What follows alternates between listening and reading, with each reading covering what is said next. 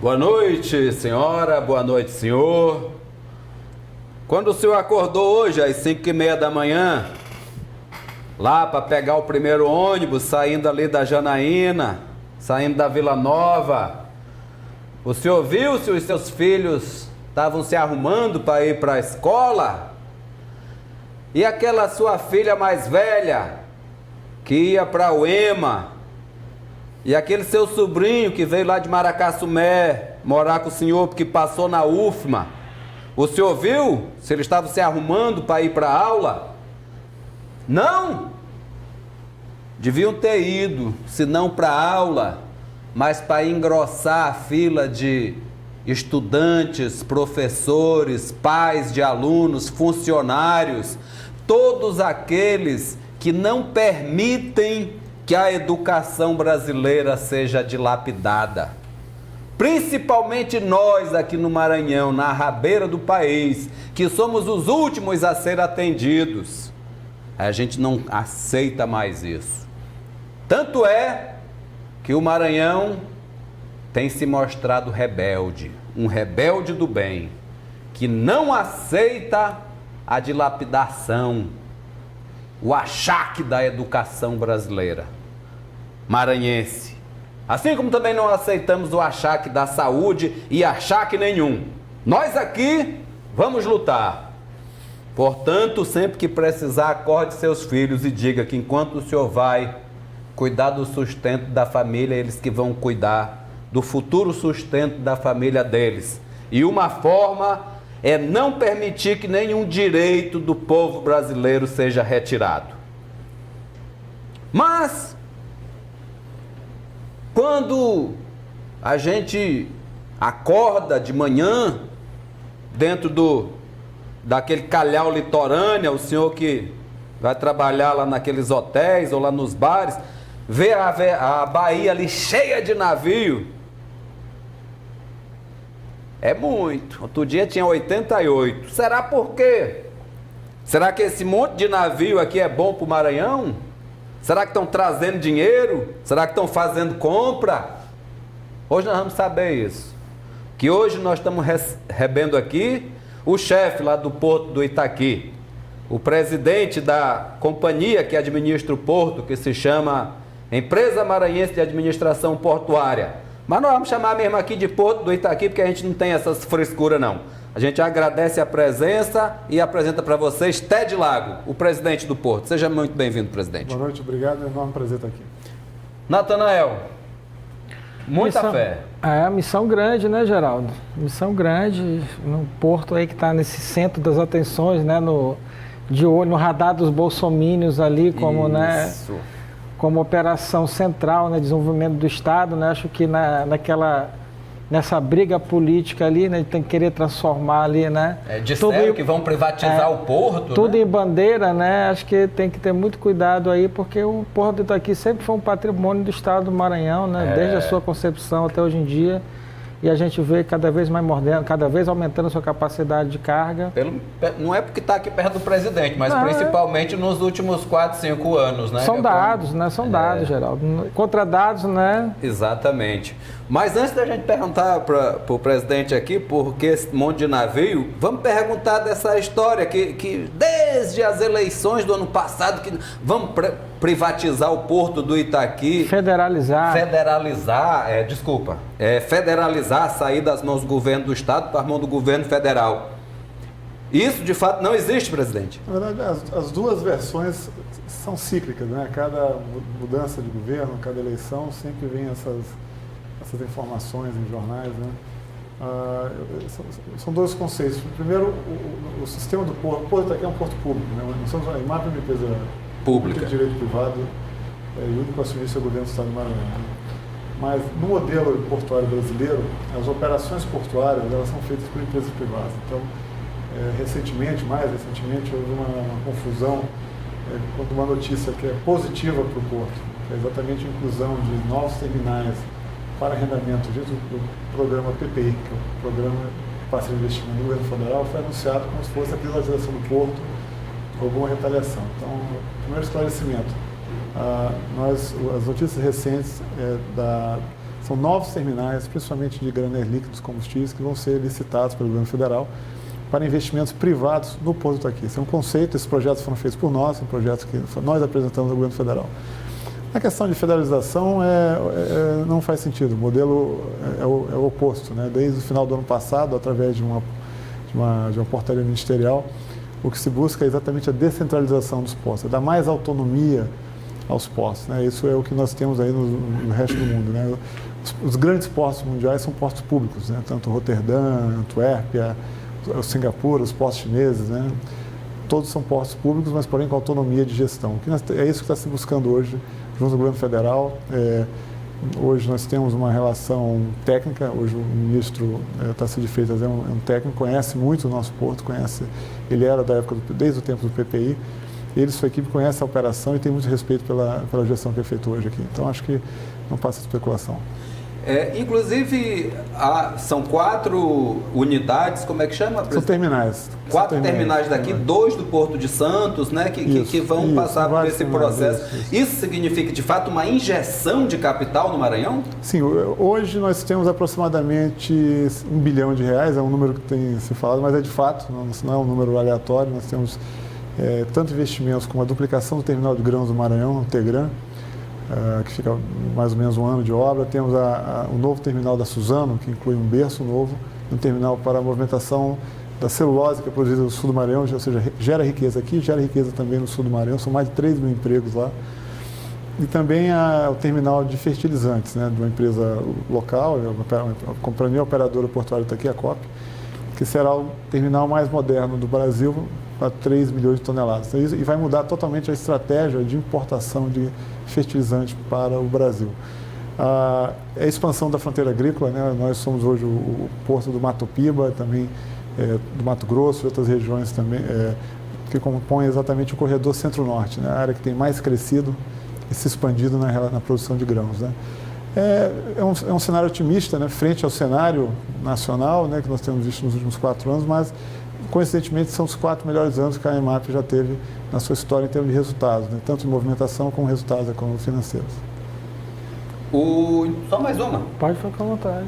Geração de emprego, há alguma previsão com relação a esses investimentos? Hoje circulam diariamente em torno de 1.600, 1.500, 1.600 pessoas. São 64 empresas, né, que compõem o complexo portuário Itaqui, desde as três grandes empresas internacionais, a micro e pequenas empresas, prestadores de serviços, etc. As obras, tem uma expectativa de gerar mais de 1.000 empregos diretos nas obras, né, que nós vamos ter nos próximos... Algumas já iniciaram, algumas estão iniciando, como, por exemplo, a recuperação dos berços, uma obra com recurso próprio, e outras obras também. E a cadeia, é bom se lembrar isso, né? Quando nós falamos da geração de empregos, não se limita no Porto de Itaqui, né? Então, quando nós falamos de combustível, né, toda a cadeia do combustível no estado, na região, estão ligadas à movimentação dessa carga no Itaqui. Mesma coisa dos grãos, né? Então, hoje, o fato de você ter um terminal de grãos que é moderno, eficiente, traz novos investimentos para o estado para a produção de grãos. É isso que nós temos já vivenciado em outras áreas. Fala muito na região sul do Maranhão, do Balsas, que é fundamental também para a economia do estado, mas novas regiões como Chapadinha e também Buriticupu e outras regiões ali, Mata Roma, começam a ter produção de grãos também, e com a segurança do produtor que ele vai ter um canal importante de escoamento e eficiente, que é o caso do Porto Itaqui. Hoje está operando com qual capacidade? Já está perto da totalidade? Não, nós temos 8 berços. Recentemente, o governador Flávio Dino entregou o berço de granéis líquidos, né?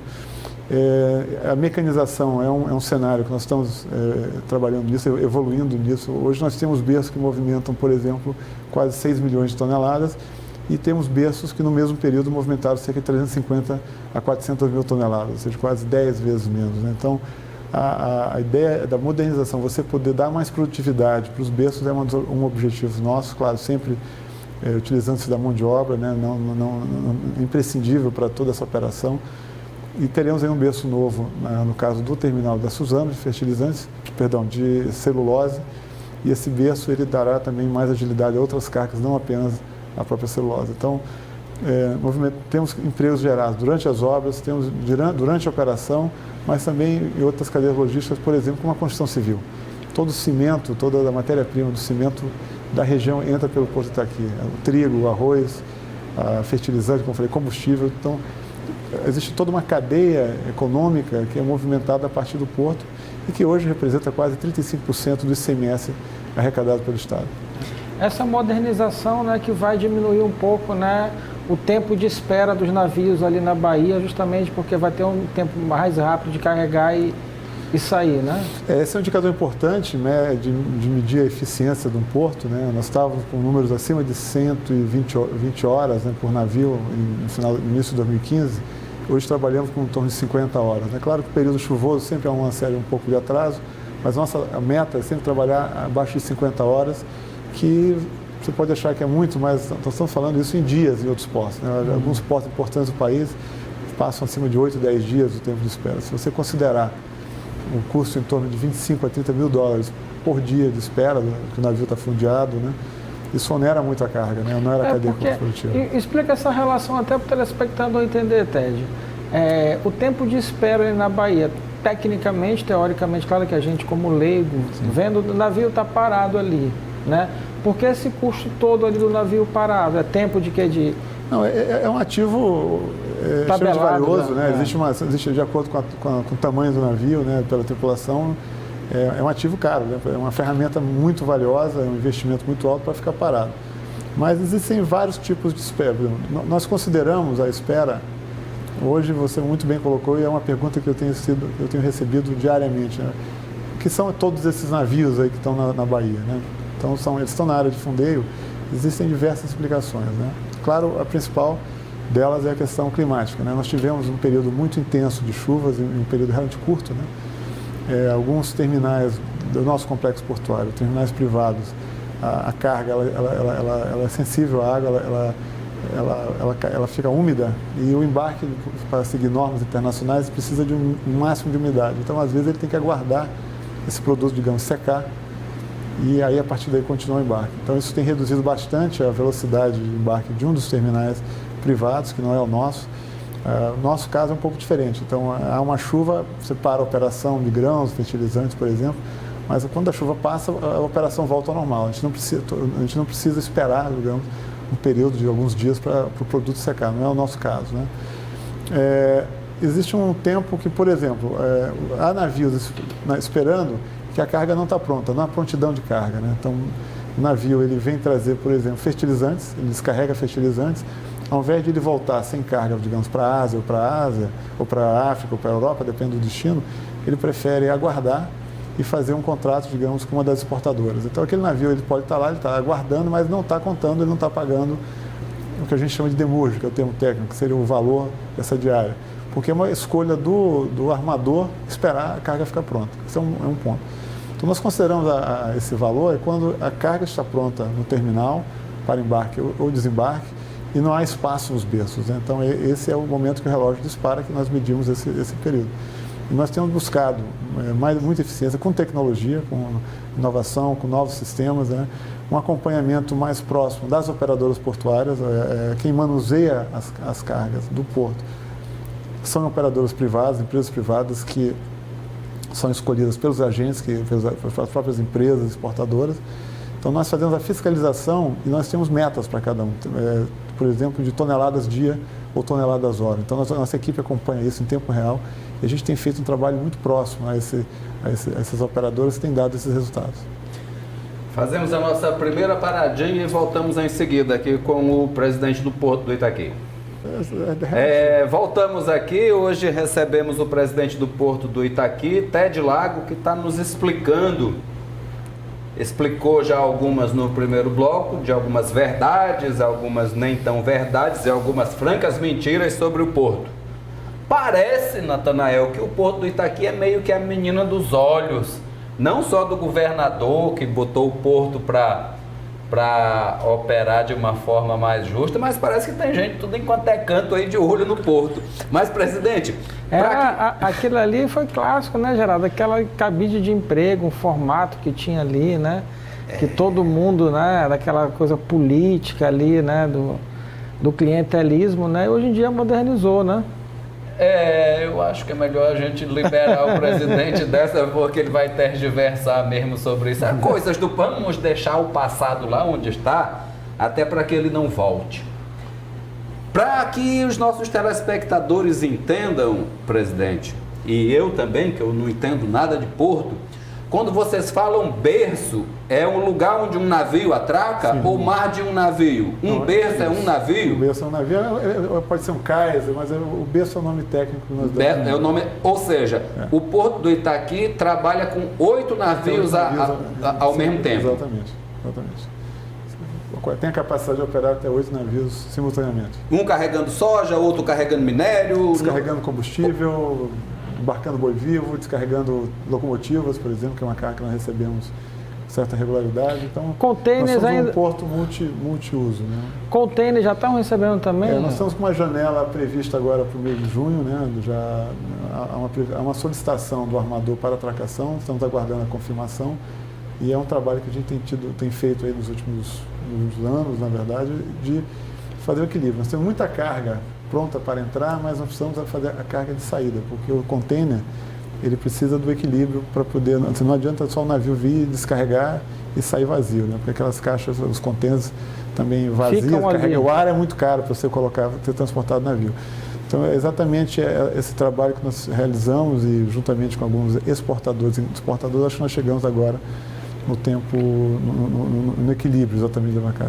Tínhamos uma demanda anterior, que era a exportação de alumínio e lingote, que garantia uma linha permanente. Agora estamos retomando isso. O porto mais perto aqui do Maranhão aqui é o de Fortaleza, que trabalha com container regularmente. Tem tanto em Belém, Vila do Conde, como também o porto de Pecém, no Ceará, e Porto de Fortaleza também. Lá tem 2 portos, tem um porto estadual e tem um porto federal.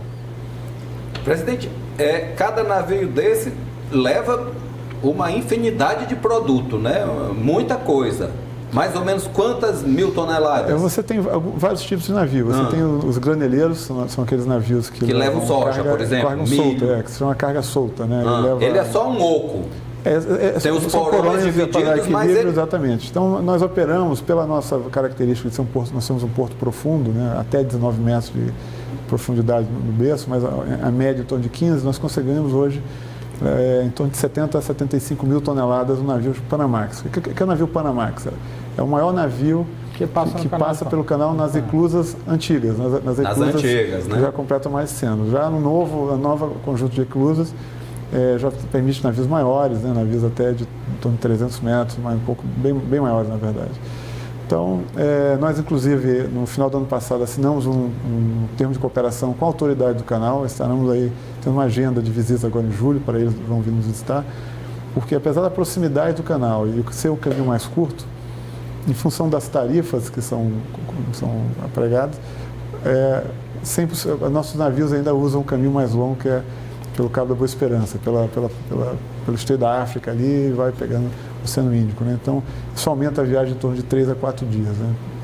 A retomada das rotas pelo Canal do Panamá vai dar mais competitividade e mais economia. Algumas operadoras já estão negociando. A ideia é mais ou menos, no período da safra, mais ou menos de fevereiro até setembro, o Canal do Panamá daria uma tarifa especial para os navios que operassem do Porto Itaqui.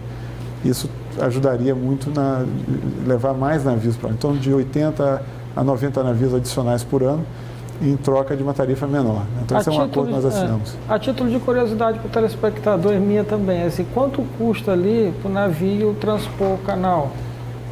Navios menores, eles, em torno de 70 a 80 mil dólares, um navio de containers de grande capacidade, próximo a 800 mil dólares, mais ou menos, de acordo com o tamanho e pelo valor de carga. É uma tabela... A fórmula de cálculo é muito complexa, mas é em torno mais ou menos nessa faixa, de 80 a 100 mil dólares. Então, às vezes, nós movimentamos commodities, né? Então, às vezes, quando o preço da soja está bom, ou de um mineral está bom, vale a pena você usar o canal. Mas, com o preço médio, eles preferem a rentabilidade, mesmo gastando 3 dias a mais, ainda compensa do que você pagar a tarifa. Durante muito tempo, soja, principalmente a soja norte-americana, foi o maior cliente do canal. Hoje você já tem muitos navios transportando veículos da Ásia, principalmente Coreia, Japão, para o mercado norte-americano, mercado sul-americano também, e gás natural, do Oriente Médio também vindo aqui para a região. Então, a soja e o minério, ele começou a perder a importância para o canal. Então, por isso que esse acordo que nós fizemos com ele vai reforçar e voltar a aumentar o fluxo de grãos, principalmente de soja e milho para a Ásia, que é o nosso principal mercado, né? O Porto de Santos também usa o canal do Panamá? Não, eles são bem mais competitivos pelo canal direto, é mais competitivo para eles, então. Mas, comparando, podemos ter uma diferença de até 6 a 8 dias indo para cima em relação à mesma distância de Santos. Então, nós temos uma ferrovia eficiente, né, praticamente uma linha reta. Agora, recentemente, foi feito o leilão da concessão do segundo trecho, que é de Porto Nacional, no Tocantins, até a Estrela do Oeste, em São Paulo, norte de São Paulo. Foi a Rumo, uma empresa de logística da região lá do Sudeste. Tivemos já com a empresa, deve estar nos visitando aqui na próxima semana, exatamente para poder a gente começar a subir essa carga, ou seja, torná-los cada vez mais competitivos para que cargas ali próxima à região de Goiás, Nápoles, ali ainda prefiram subir, mesmo da distância, por ter menos tempo de espera, ter uma ferrovia mais veloz, né? Porque quando você chega na região de São Paulo, você tem que descer a serra, né? Então você já tem um certo congestionamento, além do próprio porto, que tem um porto muito grande, com uma série de problemas de congestionamento. A logística do Porto de Santos está saturada já, né, Ted? Acho que já chegou no limite. Hoje você tem um excelente gestor, uma pessoa muito próxima a nossa, o Casimiro Tessa, é um técnico também extremamente competente, está fazendo exatamente essa análise, né? Na verdade, a questão dos portos são anos e anos, né, de coisas que poderiam ter sido feitas e não foram feitas, né? Então, no nosso caso aqui, desde você trocar, por exemplo, as torres de iluminação do porto, que estavam praticamente caindo, né, aos pedaços. Então, e outras pequenas e grandes obras que nós estamos fazendo. E a mesma coisa é no caso do Porto Santos. Hoje assim você tem a barreira, né, da Serra do Mar ali, que você tem que descer, você tem diversos terminais, você tem por exemplo, não há nenhuma movimentação de combustível do Santos de trem, é 100% de caminhão. Então, hoje nós temos mais de 80% da nossa movimentação já com ferrovia, que é um modal, nesse caso, mais eficiente. Então, o sistema portuário brasileiro ele precisa se modernizar, está se modernizando. Você falou um pouco da questão política, né? A visão do governador Flávio Dino é uma gestão técnica para o setor, entende claramente a importância do porto, e esse é o nosso papel. Claro, nos deixa muito tristes, chateados, quando vê pessoas que deveriam estar acreditando no Maranhão, incentivando o desenvolvimento e o sucesso do Maranhão, jogam contra o nosso Estado, né? Porque afeta não só a nós, mas afeta toda uma cadeia de investidores, de empresas que operam e conhecem o dia a dia do porto, né? Então, essa nos causa certa... e não é nossa seara, né? Então, o nosso foco realmente é na gestão e nos resultados. A gente pega eles lá no bloqueio e compartilha daqui a pouco. Mas quando eu lhe perguntei a questão do volume desses navios, presidente, nós recebemos muita coisa vindas pela ferrovia Carajás, né, que chega de trem. Mas muita coisa, a soja, por exemplo, vem de caminhão, de balsas e desses lugares que o senhor citou. Hoje a ferrovia, números de horas atrás, né, eu estava checando esses números, né, hoje cerca de 70% da movimentação do terminal de grãos, a chegada no porto já está... Para o Tegran é ferrovia. O terminal da VLI, que é um outro terminal que também opera conosco, é 100% ferrovia. A celulose é 100% ferrovia. Então, no caso das ferrovias, né, nós temos para o Piauí, a Transnordestina, nós levamos o combustível, todo o combustível que atende o Estado. Que é a antiga Refesa, né? A antiga Rede Ferroviária Federal e hoje é a Transnordestina. Nós recebemos cobre pela Ferrovia da Vale, que é embarcado pelo Porto de Itaqui, mas levamos também para o sul do Pará combustível. Então, e no caso do Norte-Sul, ela usa uma parte do trecho até a Ceilândia, até Carajás, e da Ceilândia para baixo ela usa o próprio ramal da Norte-Sul, que movimenta, vamos fazer fertilizantes, vamos agora, talvez no segundo semestre, voltar a carregar fertilizantes, mas leva combustível e traz grãos e soja, milho e farelo de soja. Então essas estradas que praticamente se acabaram aqui nesse inverno rigoroso que nós tivemos, teve pouca... Não tem causado, nós não estamos acompanhando um aumento significativo de caminhões, né? Claro que no pico da safra você chega a ter 1.000 caminhões, 1.200 caminhões por dia, né? Então nós temos uma capacidade muito grande de desembarque de caminhões também. A ferrovia ela é eficiente a médias e longas distâncias. em torno de 700 quilômetros. Abaixo disso, o caminhão é mais eficiente. E algumas regiões, devido à distância, se você considerar a Norte-Sul como uma espinha dorsal, então algumas regiões aqui no Piauí, mais a leste do Maranhão, é melhor subir de caminhão. Mas, por outro lado, nós temos 2 terminais, um em Palmeirante, outro em Porto Nacional, de grande capacidade. Então, o caminhão que vem, por exemplo, da região de Mato Grosso, ele não precisa subir até o porto. Ele vai até esses 2 terminais de ferroviários e faz o transbordo, ou seja, descarrega o caminhão no trem e nós recebemos aqui de trem. Então, essa parte está muito bem integrada, muito eficiente. A Norte-Sul já está completa? Ela já está... parte que atende o Maranhão? A Norte-Sul ela vai se integrar à Malha Paulista, né, ali na região norte de São Paulo. Tem aproximadamente 200 quilômetros ainda de obras a serem feitas, né? Então, pelo menos até Goiás, até Ouro Verde, mais ou menos, ela já está pronta. Nós já movimentamos carga, mas agora com a concessão, a empresa vai instalar terminais, pontos de controle, comunicação e terminais de transbordo. Então, ainda não havia, existe apenas a ferrovia. E a que atende a gente aqui? Tá, no caso, quando já há a concessão, que é de Porto Nacional até a Ceilândia, e da Ceilândia para cá, 100% operacional, já com estrutura montada, tudo isso. Ted, não é uma pergunta histórica, né? Você é conhecedor dessa parte logística do país. Por que o Brasil deixou tanto tempo de investir em ferrovias? Porque é um projeto do século passado, né, visionário. Né? 19 até. Barão de Mauá, que foi um dos precursores aqui no país, né? E de repente deu uma estancada nisso, começou a se investir muito na malha viária e agora essa retomada, o que foi um erro estratégico, um erro histórico? Foi baseado no modelo estatal, né, durante muitos anos. A ferrovia era um dos principais modais de carga na virada do século.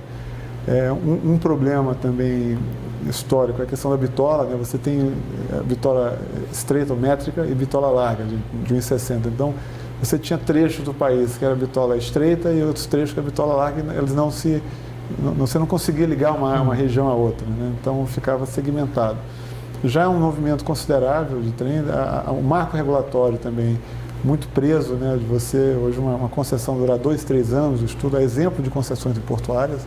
Esse é um trabalho que a gente tem feito muito. Existe uma Associação Brasileira de Empresas Portuárias e Hidroviárias, a BEP, eu sou vice-presidente da organização. O presidente do Porto de Santos é o presidente também da nossa associação. Nós temos dialogado com o governo federal exatamente isso, de buscar facilitar e, claro, cumprir as exigências legais, mas diminuindo o tempo que facilita. Hoje nós temos grandes ferrovias. O que está faltando no Brasil, é que você já vê nos Estados Unidos e na Europa, são os pequenos troncos, ferrovias de 200, 250 quilômetros que alimentam essas ferrovias principais, que podem ser muito bem construídas por um privado. Ou, um exemplo, uma ferrovia ligando estreito a Balsas, por exemplo, um trecho relativamente curto, que poderia ser construído por alguma cooperativa ou por algum grupo privado interessado, mas hoje tem que passar por todo um complexo sistema de estudo de viabilidade técnica para fazer uma concessão. Então, eu acho que está se evoluindo nesse modelo para dar mais velocidade, porque há um mercado investidor interessado na infraestrutura.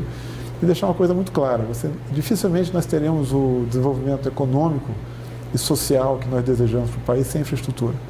Porque quando você conhece o país, por exemplo, como a China, né?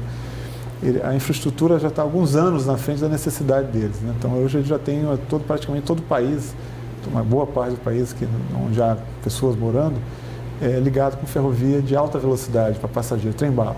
Então você tem estradas e viadutos, você tem tudo isso pronto antes mesmo de você começar a ter uma demanda crescente. Então o Brasil ainda está recuperando 20, 25, 30 anos ainda, digamos, está devendo a infraestrutura. Então há uma oportunidade de crescimento, investimentos com movimentação garantida, por isso que tem atraído tantos investimentos quando você licita ferrovias e terminais, mas ainda temos aí um grande desafio pela frente.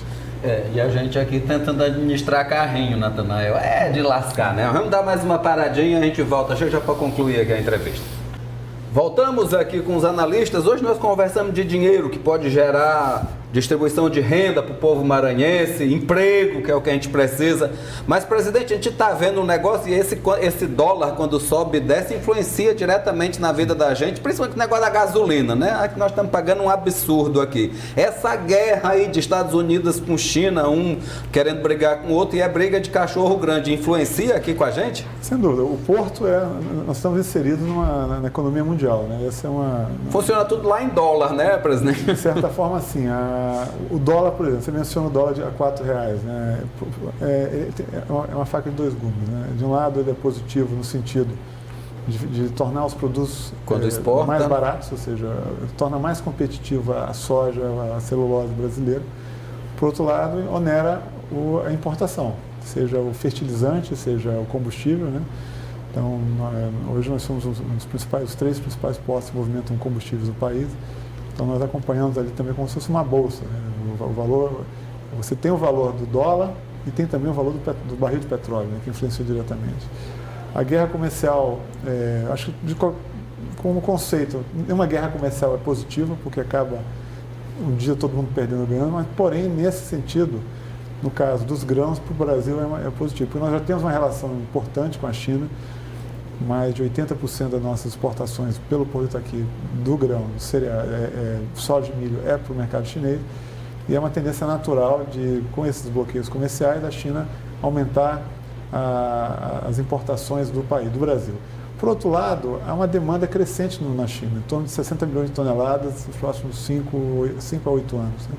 E só o Brasil consegue atender essa demanda. Então, independente da guerra comercial, que a gente espera que se mantenha no nível comercial, que não parte para o nível de armas nucleares, aí, como estamos vendo com o Irã. Melhor. Então, mas é uma área sensível, tem petróleo. Mas né, você acha ali que o nosso presidente, com esse alinhamento ideológico com o Trump aí, esticando corda nessa guerra comercial aí, será que ele não trava o Brasil também nessa operação? É besteira, inclusive, né? Eu acredito que o mercado é mais forte, né? O mercado, ele é tão falado no mercado, né, dentro da política liberal, né, ele acaba demandando, até chegar um ponto e falar, senhores, tá bom aí, vamos acalmar um pouco essa briga, porque pode prejudicar a economia, né? E, sem dúvida, é uma cadeia de valor importante para o país, é a nossa balança comercial. E temos nós estamos trabalhando também outras possibilidades, né? Por exemplo, a fruta, né? O mercado do Maranhão, porque o porto, além de ser um elo logístico, né? Nós temos um trabalho até dentro da visão que o governador tem para o nosso porto de ser uma ferramenta realmente de indução e desenvolvimento. Então a gente trabalha em parceria com outras secretarias, como Indústria e Comércio, Agricultura. Mas é produzida aqui no Maranhão essa fruta? Nós estamos identificando, nós participamos de feiras internacionais, buscamos mercado internacional em eventos na Ásia, na Europa também, e conectar não só as cadeias logísticas, mas também conectar compradores e produtores. Então nós vemos um enorme potencial para fruta, abacaxi, manga, caju. Se você tem uma ideia, hoje uma das cargas mais valiosas que nós exportamos é o cobre, né? Acima de $4.200 a tonelada, né? Se nós exportássemos castanha de caju, seria mais valioso que o cobre. Hoje uma tonelada de castanha de caju é em torno de $5.000, $4.800 a $5.000. Mas encher um navio de castanha de caju é caju pra caramba. Você já viu o tamanho do Brasil, o tamanho do Maranhão, mas é possível. O Ceará exporta muito caju. Hoje o Rio Grande do Norte, que tem problemas graves. A região do Vale do São Francisco ali está produzindo muita fruta, mas essa não chega aqui, né? 100 mil toneladas de frutas, né?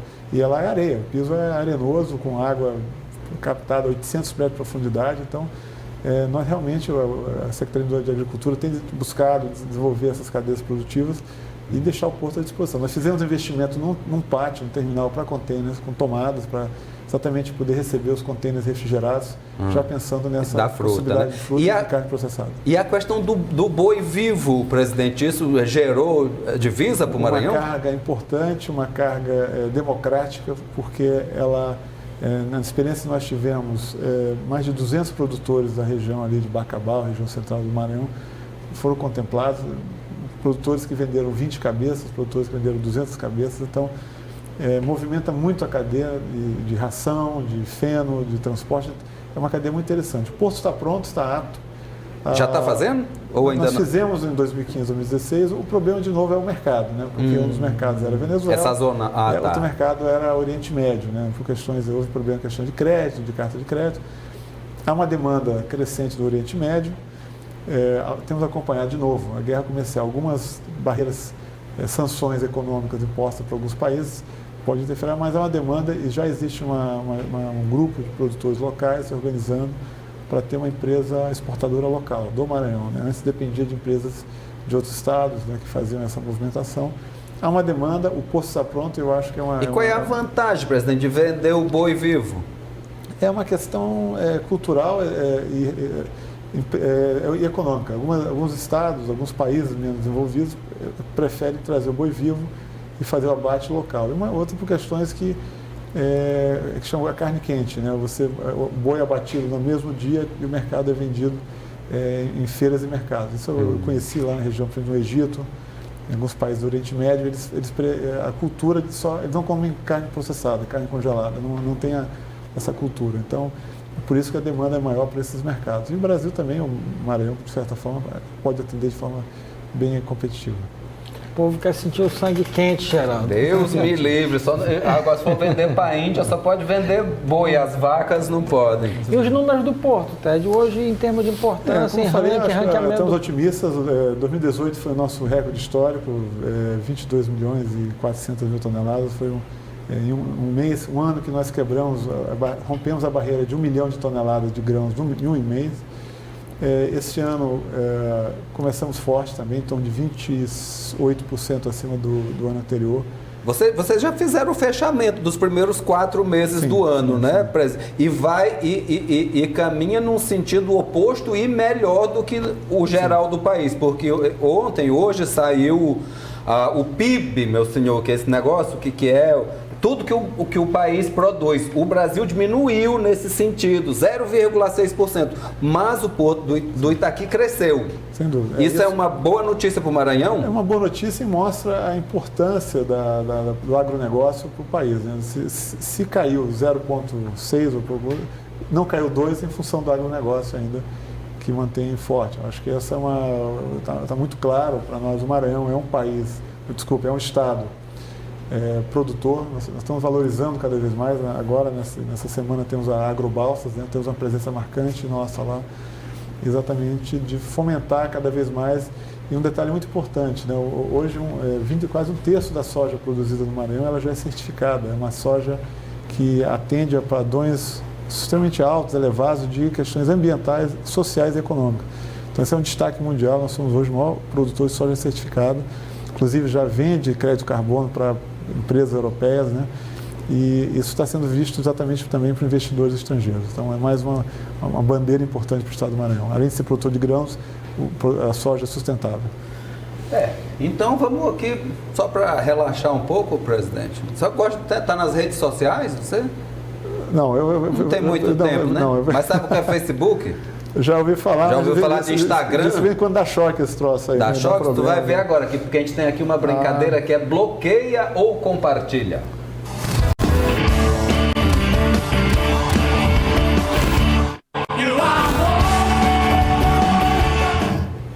Independente das redes sociais, já deu para entender, né? Vou te mostrar aqui umas figuras aqui, você vai me dizer. Bota a primeira, gente. Tá aí, ó, você falou aqui em liberalismo, embora talvez... Quero saber, Natanael, o que você acha? Olha a cara dele, ó. Cara, eu acho que o Paulo Guedes, ele tá com mal de Parkinson. Ele treme demais. Porque eu vi hoje... Eu só espero que ele não comece a tremer que nem vara verde, né? Ontem ele defendendo o Congresso. Antes de dizer bloqueio ou compartilho, eu prefiro dizer que é o seguinte, a diferença do remédio e o veneno é a dose. É a dose. Então, acho que tem que dosar melhor essa questão, né? Você nem muito...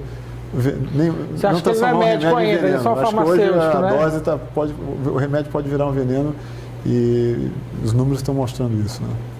Nesse caso aí. Você acha que ele é um bloqueio ou compartilho? Né? Eu acho que algumas atitudes eu bloquearia até esperar os próximos capítulos aí da... É uma boa resposta. Segundo.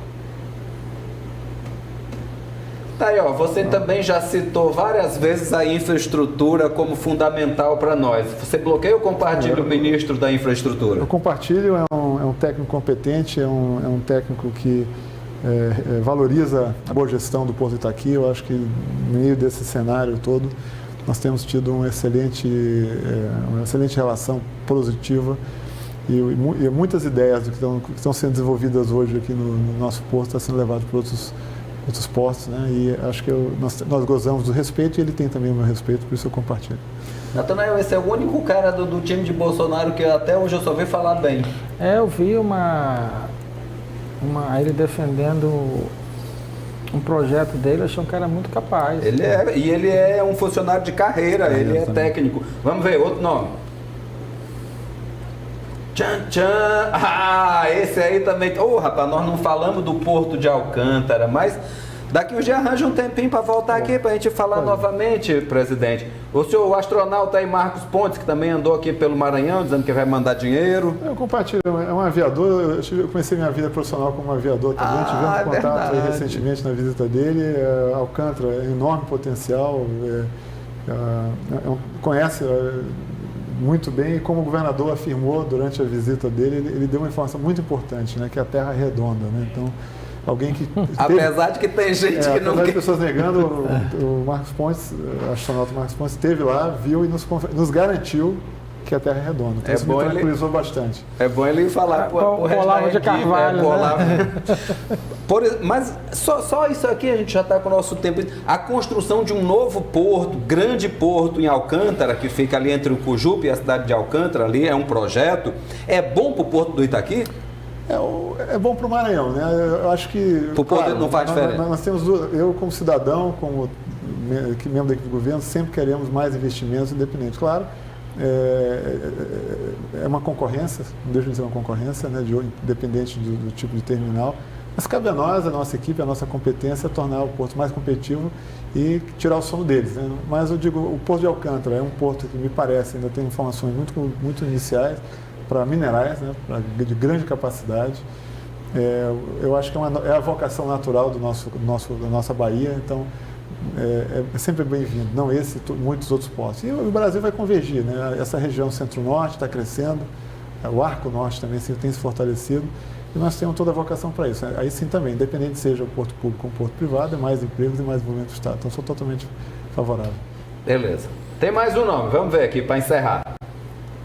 E isso tinha que ter um maranhense, tá aí o senador Roberto Rocha. Se eu bloqueio, compartilha isso. Eu acho que algum tempo atrás, lá no início, a gente compartilhava, mas eu bloqueio em torno de algumas visões talvez um pouco deturpadas, um pouco de... eu acho que um político poderia estar contribuindo para a gestão do governador Flávio Dino, até porque foi eleito, né, junto desse grupo, mas as urnas deram a resposta aí da sua visão, dos seus valores. Eu acho que poderia estar contribuindo mais. Acho que o que é que o senhor acha uma curiosidade, do projeto dele da Zema, que é o grande projeto que ele... É um projeto que ele está tentando vender. Lá, alguns anos atrás, nós tivemos contato, tentamos entender o projeto, mas eu acho que tem dois aspectos, uma forte competição de outras regiões, como a Zona Franca de Manaus, e ainda não conseguimos vislumbrar benefícios diretos, né? Porque é um projeto de muito longo prazo e ainda tem uma série de fatores que poderiam ser vencidos, mas acho que não teria nenhum impacto inicial, imediato, curto e médio prazo para o Maranhão. Eles até recuaram no projeto porque politicamente bateu com a Zona Franca, né? Sim. Enfim, é muito papo, Natanael, quando a gente pensa em falar aqui sobre trazer investimentos e melhorar a vida do maranhense. Mas, presidente Ted Lago, comandante do Porto do Itaqui, muito obrigado pela sua presença e volte sempre que puder aqui. Eu agradeço, eu gostaria de deixar uma mensagem aos maranhenses. O Porto do Itaqui está em ótimas mãos, não falo pelas minhas mãos, falo primeiro pela liderança do governador Flávio Dino, né, pela visão e da importância que ele tem para o nosso Estado, e também mas das mãos das centenas e milhares de trabalhadores, sejam eles da nossa equipe da EMAP, das operadoras, dos trabalhadores portuários avulsos, dos práticos, ou seja, todas aquelas pessoas que trabalham e dedicam sua vida 24 horas por dia, noite, chuva, sol, para o nosso porto. Eu acho muito injusto, né, quando nós ouvimos críticas infundadas, críticas perversas, né, não atinge a mim, ao governador, atinge a toda uma comunidade e que realmente prejudica o desenvolvimento do Estado. Então, acho que essa é a mensagem que eu deixaria e, de novo, agradeceria e fazer o convite que possam visitar e fazer, de repente, um programa lá no nosso Itaqui, que é um porto de todos nós, Porto do Maranhão. Olha que ideia boa, Natanael. Fazer um analista lá de fora, tomando um chopp, hein? O que tu acha? Ah, não pode, Geraldo. Lá no Porto não pode, rapaz. Tem que fazer um... Lá na tem que ser de fanzine, capacete então. ainda. Tem que ser de capacete, né? Deve ficar bem de capacete, Geraldo? Não, dependendo do capacete, acho que eu não ia ficar bem, não. E tu, vamos deixar isso para o próximo oportunidade. Vamos convidar aqui algum... Amigos e amigas, vamos rezar para que o Porto do Itaqui, as empresas do Maranhão, deem a volta por cima como o Porto, que melhorou muito nos últimos tempos, e gerem emprego para o nosso povo. Vamos rezar para isso. E amanhã estaremos aqui de volta com novas figurinhas para que vocês entendam melhor o nosso estado. Até lá!